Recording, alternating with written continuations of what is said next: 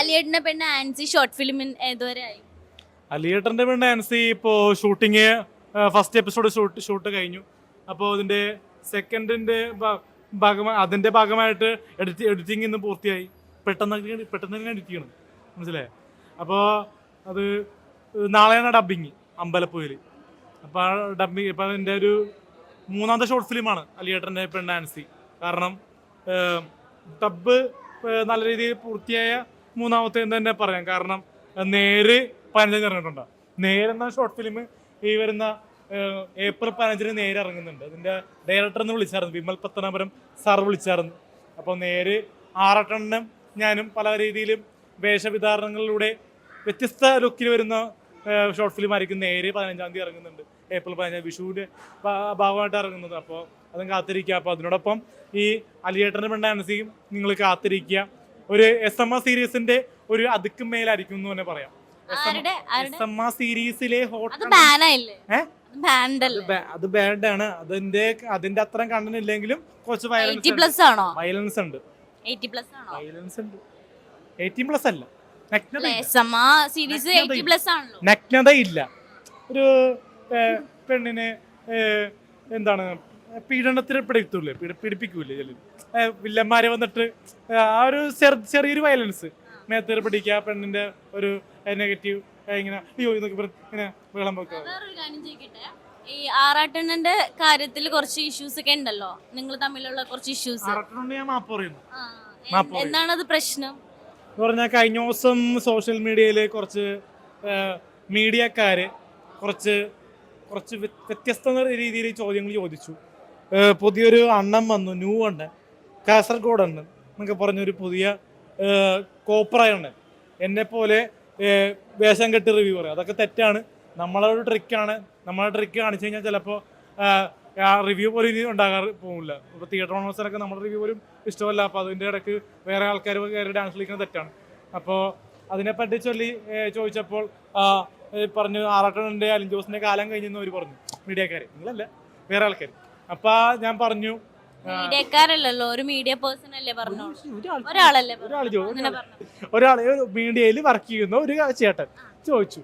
അപ്പോൾ ഞാൻ പറഞ്ഞു സന്തോഷ് വർക്കി ഫീൽഡ് ഔട്ട് ആയല്ലോ, അലിൻ ജോസ് പെരേരൊക്കെ ആണല്ലോ ഇപ്പോൾ റീച്ച് എന്ന് ഞാൻ പറഞ്ഞു. അറിയാണ്ടല്ല ശരിക്കും അതോ സംഭവം. പക്ഷെ ഫീൽഡ് ഔട്ട് ആയിട്ടില്ലെങ്കിലും ഇപ്പോൾ ട്രോള് നോക്കി കഴിഞ്ഞാൽ 6 ടണ്ണിന് കുറവാണ്, ഇപ്പോൾ കുറച്ച് ഡൗൺ ആണ്. പക്ഷേ എനിക്ക് കുറച്ച് റീച്ച് കൂടുതലുണ്ട്. അപ്പോൾ അതുകൊണ്ട് 6 ടണ്ണൻ റീച്ച് ഇല്ലെന്നല്ല, 6 ടണ്ണനെയും സോഷ്യൽ മീഡിയയിൽ ഇപ്പോൾ 6 ടണ്ണൻ ലൈവ് പോകും. ഇടക്കിടക്ക് പക്ഷെ കിടന്നു തുടങ്ങിയിട്ട് ലൈവ് പോകും. 6 ടണ്ണന് ഇങ്ങനെയൊക്കെ പറഞ്ഞ്. അപ്പൊ ഞാൻ അങ്ങനത്തെ തോന്നിയാസമല്ല, അങ്ങനത്തെ ഒരു ഉറങ്ങുമ്പോ ലൈവ് പോകുന്ന എങ്ങനെയാണ് മിസ്റ്റർ തോന്നിയാസാവുന്നത്? അതല്ല, തോന്നിയാസമല്ല, അങ്ങനെ പോകുന്ന പ്രവണത എനിക്ക് താല്പര്യമില്ല. പിന്നെ വിവാദം ഉണ്ടാക്കാൻ വേണ്ടി കഴിഞ്ഞ ദിവസം ടൊവിനോ തോമസിനോട് എന്തോ കുറ്റം പറഞ്ഞെന്ന് പറഞ്ഞു. അപ്പോൾ ടൊവിനോ തോമസിന് വേണ്ടി ഞാൻ കാല് പിടിച്ച് മാപ്പ് പറയുകയാണ്. ടൊവിനോ തോമസ് പ്ലീസ് 6 ടണ്ണിന് മാപ്പ് കൊടുക്കണം. കാരണം ടൊവിനോ തോമസിന്റെ ഒരു മേക്കപ്പ് മാൻ ഉണ്ടാവല്ലോ ടൊവിനോ തോമസിനെ പറ്റി വേണ്ടാത്തൊരു കാര്യം പറഞ്ഞു 6 ton.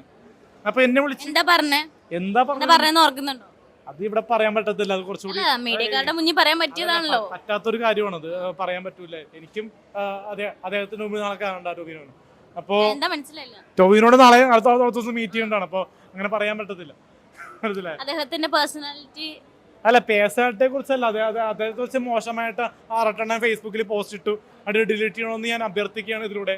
Please delete the video Tovino Thomas issues. അപ്പോൾ ടൊവിനോ തോമസിന് വേണ്ടി ഞാൻ മാപ്പ് പറയാണ്. അദ്ദേഹത്തിന് വെറുതെ ഇടുക. അദ്ദേഹത്തിന് എന്തോ ഡിപ്രഷൻ മൂഡിലാവുമ്പോൾ ചില സമയത്തൊക്കെ ഇടുന്നതാണ് പോസ്റ്റ്. അപ്പോൾ അദ്ദേഹത്തിനെ പറ്റി പറയുമ്പോൾ അദ്ദേഹം പല പോസ്റ്റുകൾ ഇടാറുണ്ട്. അദ്ദേഹം മൈൻഡ് ഡിപ്രസ് ആകുമ്പോൾ ചില സമയത്തൊക്കെ ഇട്ടും പോസ്റ്റ്. അപ്പോൾ അത് പറ്റിയ ആൾക്കാർ ടൊവിനോ ക്ഷമിച്ചു കൊടുക്കണം. ടൊവിനോ ആയാലും ടൊവിനോ ക്ഷമിക്കും. പിന്നെ വേറൊരു കാര്യം ചോദിക്കാനുള്ളത്, ഈ മൂവിയുടെ റിവ്യൂ കുറിച്ച് പറഞ്ഞില്ലേ, പറഞ്ഞിട്ടുണ്ടായിരുന്നു. അപ്പോ ആടുജീവിതമാണോ കണ്ടിട്ട് ഇറങ്ങി? ആടുജീവിതം കണ്ടിരുന്നോ?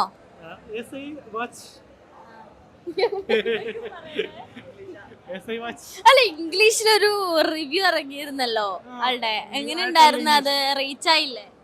ഇംഗ്ലീഷ് പറയട്ടെ. ആ റിവ്യൂ എന്ന് പറയാം, വൈറലായ റിവ്യൂ എന്ന് പറയാം ആട് ജീവിതത്തിൽ. Today I watched a new movie, Aad Jeevitham. This film is directed by Blessy sir. The Prithviraj Sukumaran was a talented actor. He is multi-talented personality. He is the Prithviraj Sukumaran is very hard-working and good acting personality, and his work is very heavy and shiny. Almost ticket is very booked full and must be watched theater screen. Aad Jeevitham is ticket not get done. And if you watch this type of movie, this is the award movie category because Jesus Christ similarities based on the Aad Jeevitham characterized. This is a Good Friday day to watch the movie, but in all days you watch the movie because a 16 years effort to make the movie because one frame and dialogues and cinematography is very difficult to watch and must watched theater experience. Prithviraj's performance is very great and ever shining performance. Okay, thank you. After the Mohiuddin, the Prithviraj is very talented person. Vilayat Buddha is coming soon. Okay, thank you.